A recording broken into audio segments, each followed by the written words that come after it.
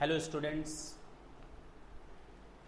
आज हम लोग CS एग्जीक्यूटिव के लिए फिर से एक नया चैप्टर ऑब्जेक्टिव टाइप का कॉस्ट अकाउंटिंग में, और आपको मालूम है मैंने लास्ट क्लास में जब मैं निकल रहा था ना फर्स्ट चैप्टर में, तो मैंने आपको क्लियर कर दिया था कि नेक्स्ट सेशन हमारा मटेरियल कॉस्ट को लेकर के होगा और हम लोग ऑब्जेक्टिव क्वेश्चन सॉल्व करेंगे। उम्मीद करते हैं कि आप लोगों ने पहले सारी डिटेल में क्वेश्चंस स्टडी कर लिए होंगे, सारे long question, short question, theoretical जितने भी आपको लेक्चर्स दिए गए थे, you have gone through with this. Today we will start our material cost chapter. Okay, चल आपके हाथ में हैंडआउट्स होंगे, उस पर पहला क्वेश्चन जरा देखें क्या कहता है। Raw materials are directly identifiable as part of the final product and are classified as। पक्की बात है, रॉ मटेरियल जो किसी प्रोडक्ट पर डायरेक्टली एट्रीब्यूटेबल हो is known as direct cost, and the cost of the material portion which is directly attributable over the product और services are known as direct material cost. तो फिलहाल service को किनारे करते हैं, केवल हम किसी प्रोडक्ट या आर्टिकल की बात करते हैं। किसी प्रोडक्ट या आर्टिकल में कोई भी मटेरियल का पोर्शन जो डायरेक्टली एट्रीब्यूट किया जा सके that is known as direct material. और पहला लेक्चर में पहला सेंटेंस ही मेरा यही था और उसको ढंग से समझाया गया था। The answer is C, direct material. बाकी ऑप्शन से देखने की जरूरत नहीं है, आप लोग एग्जाम में जरूर देखेंगे, लेकिन अभी इधर ऑप्शन देखने की जरूरत नहीं। इन्वेंट्री कंसिस्ट ऑफ इंटेंजिबल, ना इंटेंजिबल कैसे, इन्वेंट्री में केवल टेंजिबल प्रॉपर्टी आती हैं। जी हाँ, क्वेश्चन नंबर 2 का answer number B. Which of the following statement is incorrect in relation to need for proper inventory control. Proper inventory control के लिए जरूरी है, पहला, inadequate inventory may lead to keep man and machine waiting. अगर हम proper inventory control करना चाहते हैं तो हमें यह ध्यान देना होगा कि अगर इनएडेक्वेट इन्वेंट्री होगी तो man and machine both of these two things will start to wait for the material. हाँ, हमको तो सही लग रहा है। Point number 2, material do not constitute a significant part. क्या बोल रहे हो भाई, बोलने के पहले सोचो तो, क्यों नहीं कंस्टिट्यूट करता significant part. 100% constitute a significant part of the product. गलत है। Funds are not tied up in surplus stores. क्या बात कर रहे हो, ये सब बातें ना करो, पहला वाला सही है, फर्स्ट थर्ड का A. Inventory is valued at replacement, ना रिप्लेसमेंट और परचेज वैल्यू, ना एट कॉस्ट और एनआरवी। जी हाँ, ये हम लोग बेसिक में भी, CSI फाउंडेशन में भी और बाकी जगहों पर भी हम लोगों ने अकाउंट्स वगैरह में देखा है। अकाउंटिंग स्टैंडर्ड 6 के हिसाब से the inventory must be valued either at cost और NRV whichever is less. तो answer is C. Question number 5, question mark यानी dash dash indicates the level of each particular item of stock at any point of time. What? Bill of material indicates the level of each particular item of stock, no. Material requisition, no. Bin card आपको बताता है level of each particular item. मैंने आप लोगों को कहानी बताई थी कि जब हम अपने स्टोर रूम में जाते हैं, अपने वेयर हाउस में जाते हैं, अपने गोडाउन में जाते हैं, तो वहाँ बिन कार्ड लगा देते हैं हर थोड़ी दूरी पर पर्टिकुलर सामान के लिए। वो हमें बताता है कितना सामान इसमें गया, कितना सामान इसमें से निकला और इसमें कितना बैलेंस है। जी हाँ, वो बिन कार्ड होता है। 5वें का answer number C. Question number 6, which of the following details are recorded in bin card? Quantity only. हमें आगे बढ़ने की जरूरत नहीं है, आंसर इज बी। सामने दिख रहा है क्वांटिटी ओनली, तो क्वांटिटी ही आता है उसमें, क्योंकि हमने आपको बताया था स्टोर लेजर में क्वांटिटी और वैल्यू दोनों आता है, बिन कार्ड में केवल और केवल क्वांटिटी आता है। Question number 7, inventory held for sale in the ordinary course of business is known as. कोई भी ऐसा सामान जो हमारे बिजनेस में सेल के लिए रखा हुआ है that is known as finished goods. Answer is ए।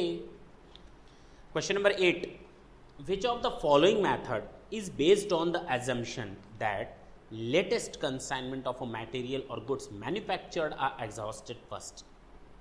जो लेटेस्ट आया है वो पहले इश्यू होगा, लास्ट इन सबसे पहले, अभी जो आया है लेटेस्ट, तो last in first out, LIFO method. आगे बढ़ने की जरूरत नहीं है। क्वेश्चन नंबर 8 का डी। आगे देखते हैं 9, dash dash dash are those cost which can be identified and traceable. Identified and traceable तो डायरेक्ट कॉस्ट होती है, आगे हम नहीं पढ़ेंगे, लेकिन हमें आंसर मालूम है। Identified and traceable to particular product और कॉन्ट्रैक्ट कॉस्टिंग यूनिट और कॉस्ट सेंटर। हाँ, ना तो इनडायरेक्ट होगा, ना पीरियड, ना फिक्स होगा, डायरेक्ट मटेरियल कॉस्ट। ठीक है, आंसर दिया हुआ है 9 का सी। 10 wood issued in production of table and chair, steel bars used in steel factory etc are the example of direct material। सोचना क्या है, हमको फर्नीचर बनाना है, लकड़ियों की जरूरत है, कॉपी बनानी है, पेजेस की जरूरत है, कंप्यूटर बनाना है, उसके बॉडी की जरूरत है, ये आपका डायरेक्ट मटेरियल होता है। क्वेश्चन नंबर 10 का answer number B. 11 under dash dash dash dash under dash of inventory valuation the historical cost of inventory is estimated by calculating at selling price and then deducting an amount equal to the estimated gross margin of profit. ना तो ये आपका FIFO method है, अगर हम अपने stock का calculation करें selling price, estimated selling price minus margin of profit, तो एक तरह से आपका ये एडजस्टेड सेलिंग प्राइस मेथड है। This is not your weighted average price method, वहाँ पर सेलिंग प्राइस का कोई मतलब नहीं था। हम लोगों ने क्वेश्चन देखा है, फीफो मेथड से कोई लेना देना नहीं था, एवरेज प्राइस से कोई लेना देना नहीं था, मार्केट प्राइस से कोई लेना देना नहीं। Selling price minus margin is known as adjusted selling price method. नाम से ही काम का पता चल रहा है, यहाँ काम से नाम का पता चल रहा है।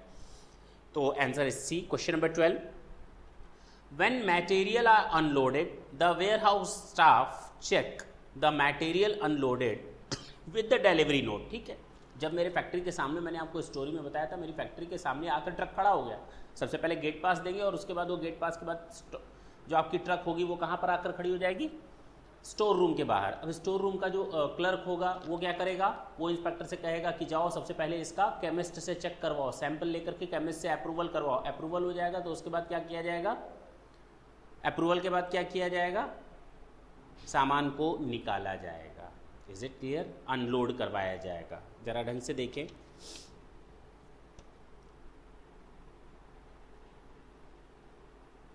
when materials are unloaded the warehouse staff check the material unloaded with the delivery note, then the warehouse staff prepare a delivery note. नहीं, डिलीवरी थोड़ी जा रही है, bill of material, no purchase requisition of material, receipt note, material receipt note नाम से मुझे कितना material मिला है, we are needed to record it in the material receipt note. कितना सामान उतरा, आप देखते होंगे ट्रक से सामान उतरता है, पीछे इंस्पेक्टर खड़ा है, हाँ कितना आया, अच्छा 1 2 आदमी सामान निकालता जाता है, लेता जाता है और वो अपना रिकॉर्ड करता है मटेरियल रिसीट नोट।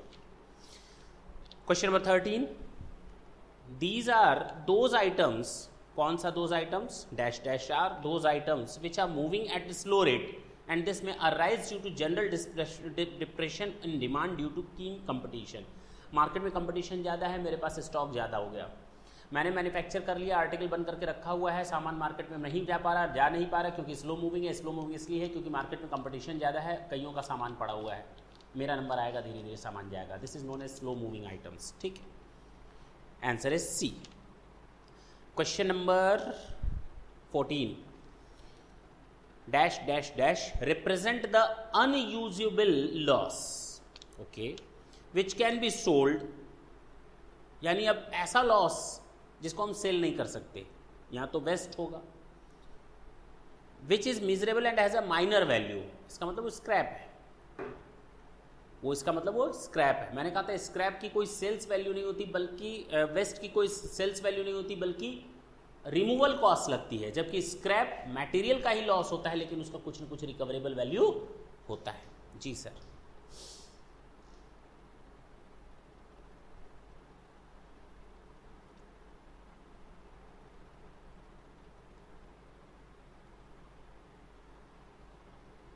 इसमें आप स्पॉइलेज को भी आंसर लगा सकते हैं क्योंकि कहीं नहीं लिखा है क्वेश्चन में, क्वेश्चन नंबर 14 में, कि ये रॉ मटेरियल का नुकसान है या ड्यूरिंग द प्रोसेस है। और क्वेश्चन की अगर पहली लाइन पढ़े तो अनयूजेबल लॉस, अनयूजेबल लॉस यानी कि ऐसा सामान जो यूज़ भी हो सकता है और यूज़ नहीं भी हो सकता, तो हम ये फिनिश गुड्स का मान लेंगे, यानी कि ड्यूरिंग द प्रोसेस या फिनिश गुड्स का लॉस मान लेंगे। This is your spoilage, this is your spoilage. Spoilage भी ले सकते हो, स्क्रैप अगर रॉ मटेरियल का मानोगे तो। चलो आपको ये एक टिक लगा लेंगे। वैसे मेरे हिसाब से पहला ऑप्शन आपका बेटर होगा spoilage and the second one best option is scrap. Question number 15.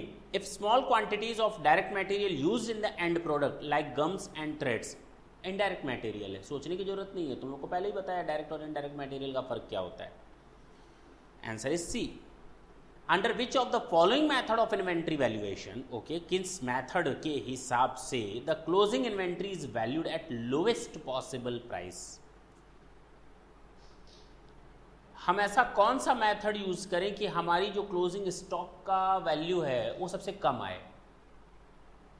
तो सबसे कम दाम वाला बचा रहेगा तो हमारा दाम कम आएगा. इसका मतलब हाईएस्ट वैल्यू वाला अगर हम पहले निकाल दें तो हमारा लोएस्ट वैल्यू वाला स्टॉक बचा रहेगा. HIFO method, highest in first out, highest आया और हाईएस्ट पहले चला गया. हाईएस्ट सामान, हाईएस्ट वैल्यू का सामान आया वो पहले हमने निकाल दिया. This is known as highest in first out, HIFO method. Okay, answer is D. Question number 17 देखें. Dash dash dash dash dash records the quantity details, rates and value of stock movement. Details, rates, quantity, details, rates and value of stock. तो value और quantity आप store ledger में रखते हो. Answer is ए, 17 का ए. अभी थोड़ी देर पहले बताया. Question number 18. Dash dash dash dash are that portion of the process loss which can be converted into finished product by incurring more material and labor. आपको पहले ही बताया है ये हमारा डिफेक्टिव होता है. Defective can be rectified by incurring the extra material and labor cost. बताया है पहले थ्योरी पढ़ाते समय, डिटेल में बताया है. Question number 19. Which of the following techniques can be use for inventory control.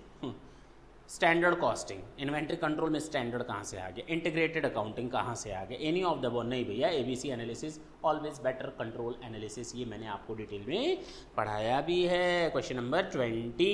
Dash dash dash dash are those material और components which are so damaged in the manufacturing that they